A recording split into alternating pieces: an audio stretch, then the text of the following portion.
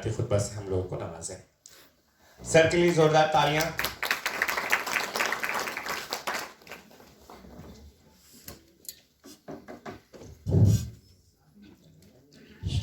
شہنشین پر تشریف فرما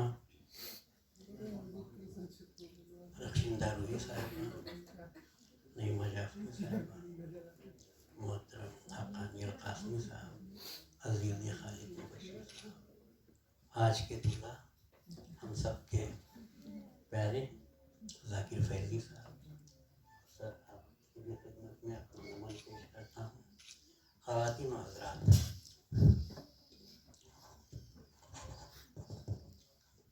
یہ پروگرام میرے لیے بہت اہم پروگرام ثابت ہوا. دراصل اس پروگرام میں آنے کے لیے میں نے کہا کہ میں اس پروگرام میں آؤں گا. ہوا یہ تھا کہ ذبیح اللہ اور ذاکر میرے یہاں آئے تھے اور میں نے ذاکر کی ایک کا افسانہ پڑھا تھا، اور اس پہلے بھی میں نے ذاکر کو پڑھا ہے، لیکن اب کے جو افسانہ میں نے پڑھا تھا مجھے بہت اچھا لگا.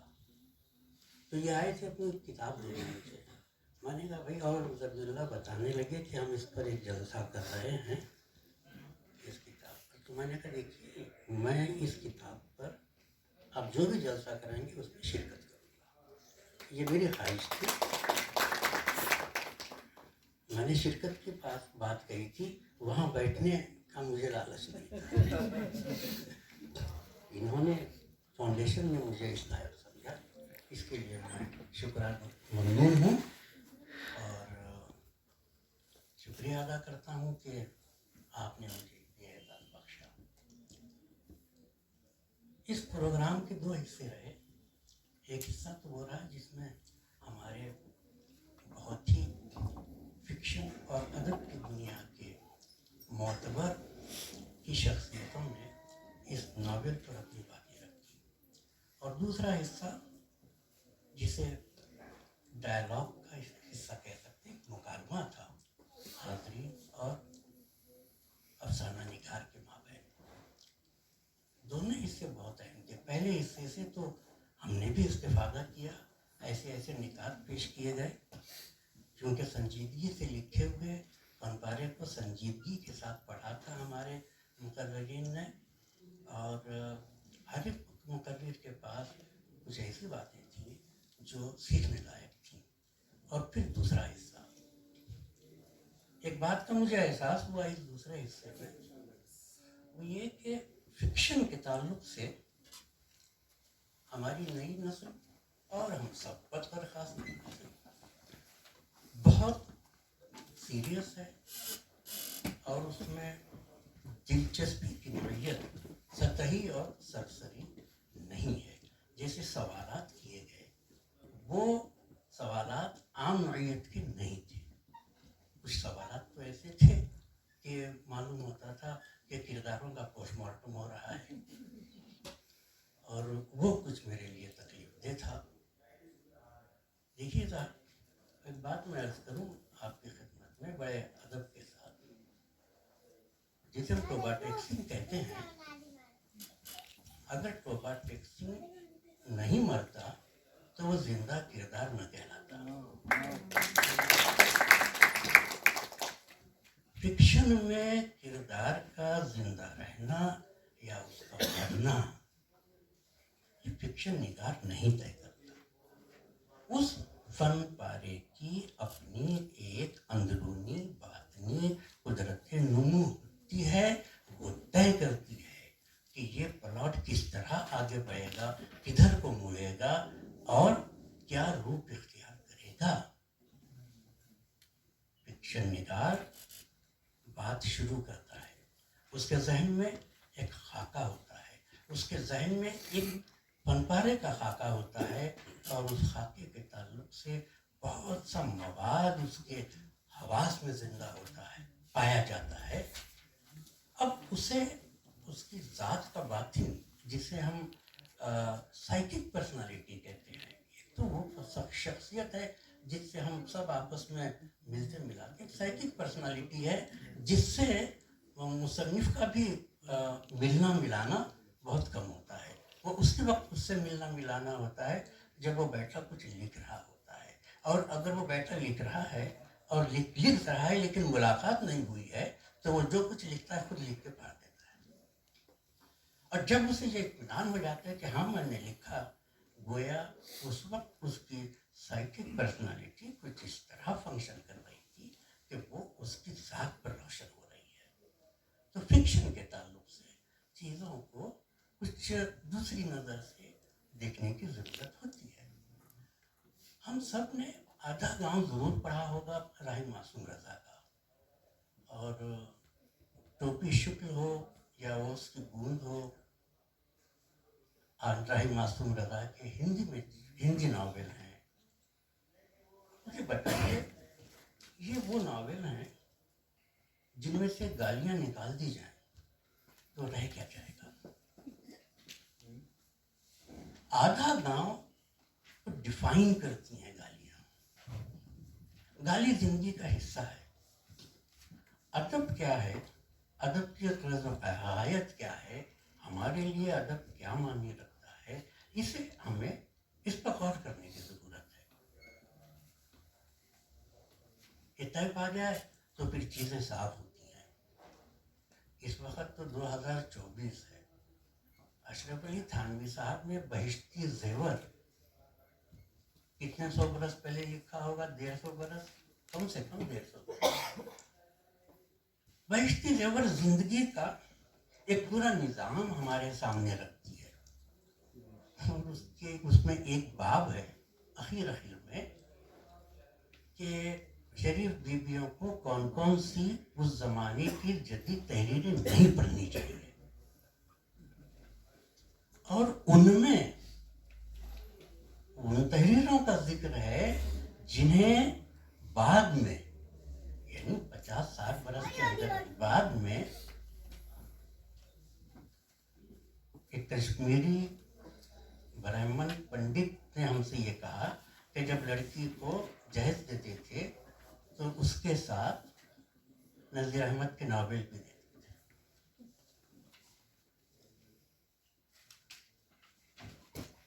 अशरफ अली थानवी साहब जिन नावलों को गिनवाते हैं उसमें नज़ीर अहमद भी शामिल है। आज हमारे लिए नज़ीर अहमद हार्मलेस किस्म के राइटर हैं। कोई खराब, बच्चियों को पढ़ाते पढ़िए। उन्होंने उस वक्त मना कर दिया था। एक जिंदगी का निज़ाम जो उनके लिए आइडियल था, जो उनके लिए मिसाली था, उसकी रोशनी में उन्होंने बातें की। मालूम आज जब हम उन नावलों को बेज़रर समझते हैं, मालूम हुआ कि हमारा तस्वुर जिंदगी के निज़ाम का वो नहीं रहा। मारूदा आपकी खिदमत में मेरा ये है कि वक्त के साथ चीज़ें बदलती हैं, और वक्त के साथ न बदलें तो वक्त आगे निकल जाता है और पीछे रह जाते हैं पीछे रहने वाले। जो पीछे रह जाते हैं उनके हिस्से जिंदा लाशों की सी होके रह जाती है। तो मुआशरा उसकी अपनी एक जदलियात है आगे बढ़ने की, और वो ये है कि अभी 2 कदम आगे तो 1 कदम पीछे। सब रास्ता तो तय होता है लेकिन वो इतनी आसानी से तय नहीं होता। 2 step forward, 1 step backward, again 2 step, again 1 step. ये एक जिंदगी का सिलसिला है। और साहब यह है कि अगर हमने अखलाकियात क्या चीज़ है और अदब में अखलाकियात की क्या अहमियत है, इस पर हमें गौर करने की ज़रूरत है। अखलाकियात का एक निज़ाम हर दौर का अपना है, हमारा भी अपना है, एक आइडियल होता है। लेकिन हर ज़माने में ये हुआ है कि जो आपका आइडियल है उसके खिलाफ बहुत कुछ होता है। आइडियल इसलिए कहला रहा है कि उसके खिलाफ बहुत कुछ हो रहा है। तो क्या हम زندگی کو ٹوٹیلٹی میں ایکسیپٹ کر رہے ہیں یا اس میں سے چھانٹ چھانٹ کر ہم زندگی کو قبول کرنا چاہتے ہیں. چھانٹ کر تو ہم قبول نہیں کر سکتے, ٹوٹیلٹی میں ایکسیپٹ کرنا پڑتا ہے. ادب کا موضوع زندگی ہے, تو جو زندگی کو جس طرح دیکھے گا اس طرح اسے کاغذ پر اتارے گا. اور پھر میں یہ عرض کروں تو یہ شعوری فیصلے نہیں ہوتے. اگر ہم فن پارے کی ایک آرگینک یونٹ ہونے کے کنسیپٹ کو ایکسیپٹ کرتے ہیں, جسے میں نے کہا کہ باطنی قوت نمو ہوتی ہے, بیج میں ہوتا کیا ہے جو اقوا پھوٹتا ہے, پودا بنتا ہے اور پھر پیڑ بن جاتا ہے یا بیل بن جاتا ہے, اس کی ایک باطنی قدرتی نمو ہے. فن پارے کے ساتھ بھی یہی ہوتا ہے. زندگی بہت آسان ہے اور زندگی بہت مشکل ہے. بہت آسان یہ ہے کہ ابھی کھائے پیے سوئے جاگے, آپ بھی خوش ہم بھی خوش. لیکن آپ زندگی کے ساتھ مکالمہ کرنا چاہیں, اسے شعوری طور پر جینا چاہیں, آپ اس میں کوئی معنی تلاش کرنا چاہیں. جب شخص زندگی میں معنی تلاش کرنے کی سوچتا ہے تو پھر زندگی مشکل ہوتی جاتی ہے, اور وہ ایسی مشکلیں ہوتی ہیں کہ ان سے نہ بردازمہ ہونا عام آدمی کے بس کی بات نہیں ہوتی. آپ کے فن پارے میں جسے ہم تہداری کہتے ہیں وہ کب آتی ہے, وہ کیسے آتی ہے؟ ایک اس کا سیدھا جواب یہ ہے کہ زندگی کی پیچیدگیوں سے آدمی کس حد تک نہ بردازمہ ہو رہا ہے, کس گہرائی سے نہ بردازمہ ہو رہا ہے, یا بالکل سطحی طور پر وہ معاملہ نپٹا رہا ہے. یہ بات طے کرتی ہے کہ وہ فرد جب فنکار بنتا ہے تو اس کے فن پارے میں کتنی گہرائی ہوگی اور کتنی گہرائی نہیں ہوگی. کسی بھی فن پارے کے تعلق سے حتمی طور پر فوری کوئی بات نہیں کی جا سکتی.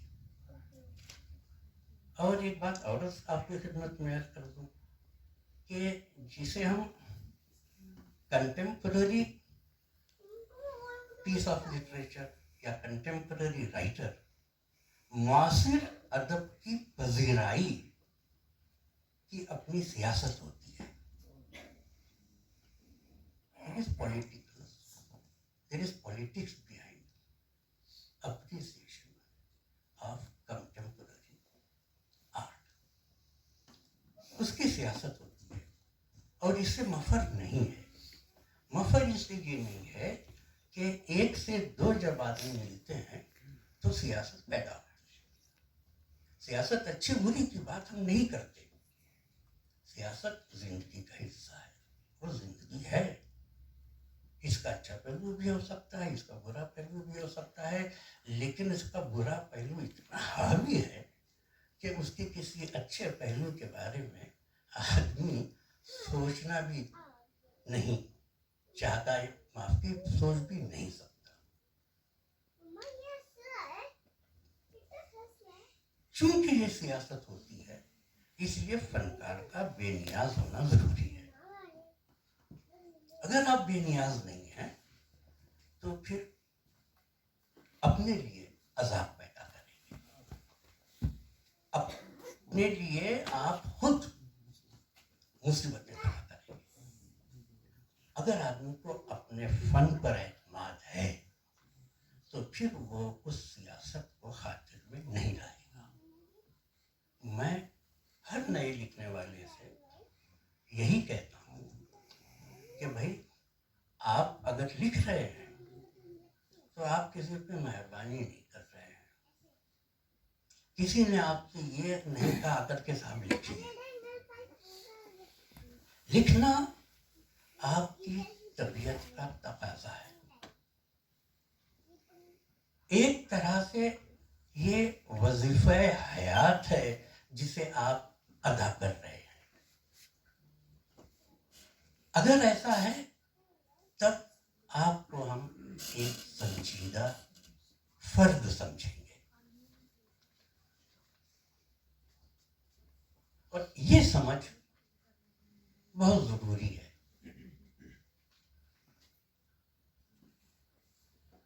اس ناول کی طرف اگر میں آنا چاہتا ہوں. اس ناول کو جب میں نے پڑھا تو مجھے جارج آرویل کا 1984 یاد آیا. 4 ہے یا 6 ہے؟ 4 ہی ہے نا. جارج آرویل کا 1984 مجھے یاد آیا. کچھ اسی قبیل کا نئی فیکٹری ناول ہے جو 1984 جارج آرویل کا رہا ہے. اس میں ذاکر نے کرافٹ کی سطح پر بڑی سوجھ بوجھ کا مظاہرہ کیا ہے. اور یہ میں اس لیے کہہ رہا ہوں کہ وہ سوجھ بوجھ مجھ کو نظر آئی. اور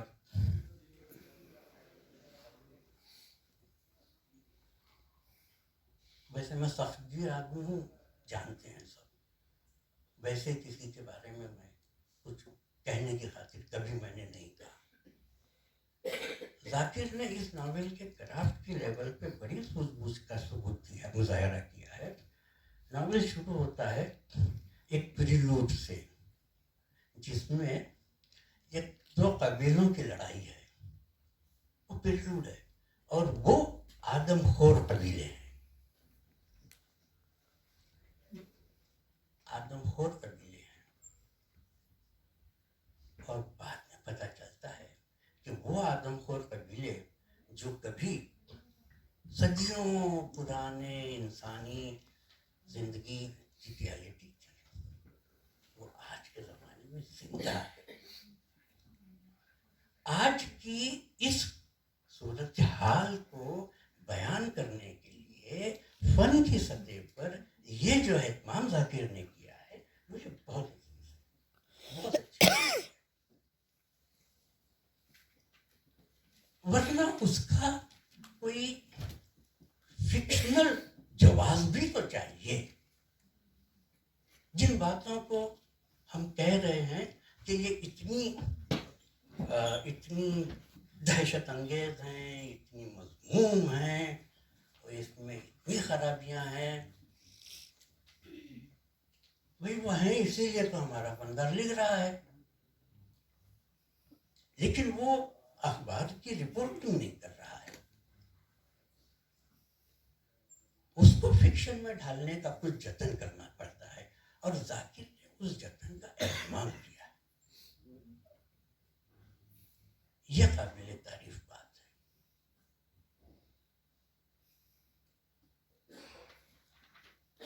یہ نئی فیکٹری اور اس میں 1984 والی صورت پائی جاتی ہے. آج کی تاریخ میں ہم ہندوستانی اگر یہ سنیں اور پڑھیں تو چونک جائیں گے. لیکن ہم نے یہ پڑھا کہ یورپ میں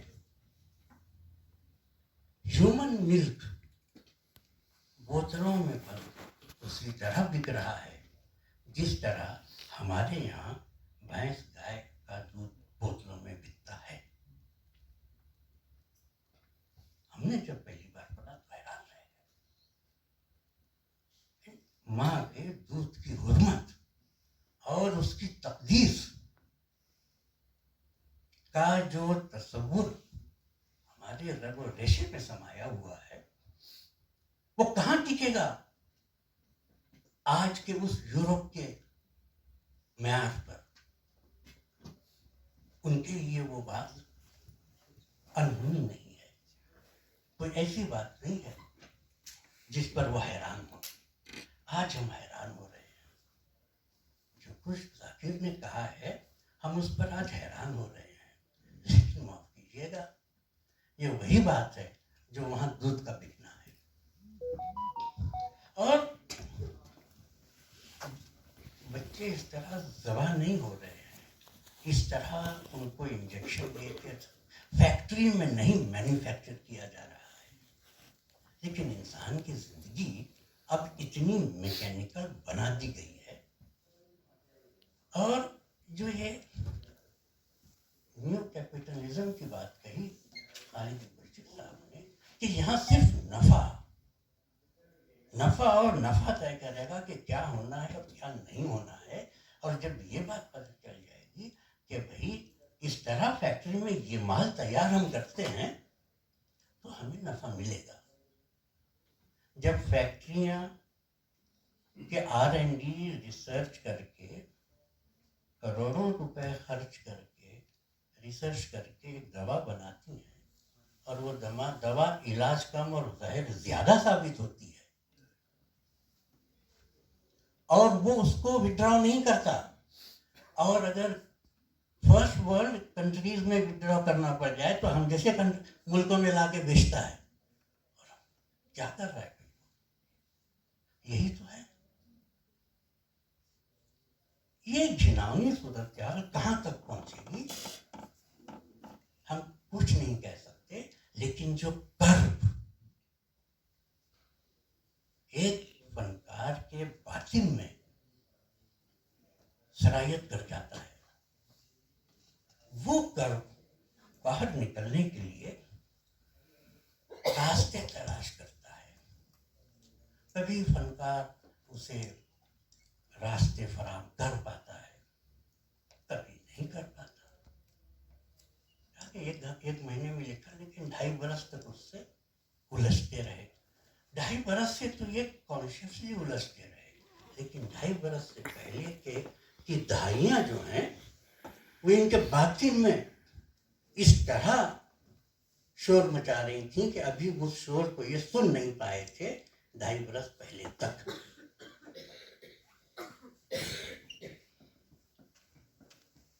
یہ شام اور اس کا اہتمام اور اس کے منتظمین اور آپ سب بہت بہت مبارکباد کے قابل ہیں اور شکریہ کے مستحق ہیں کہ آپ نے ایک اہم فن پارے کے تعلق سے اپنے جذبات اور تاثرات کے اظہار کا اہتمام کیا اور یہاں آپ جمع ہوئے. فن پارے کی الٹیمیٹ لٹریری ایویلیویشن جو ہوگا وہ تو وقت کرے گا, وہ وقت کرے گا. اس وقت ہم یہ دیکھیں گے صرف کہ وہ فن پارہ ہے بھی یا نہیں, کیونکہ اسے سیڈو آرٹ بھی خلق ہوتا ہے.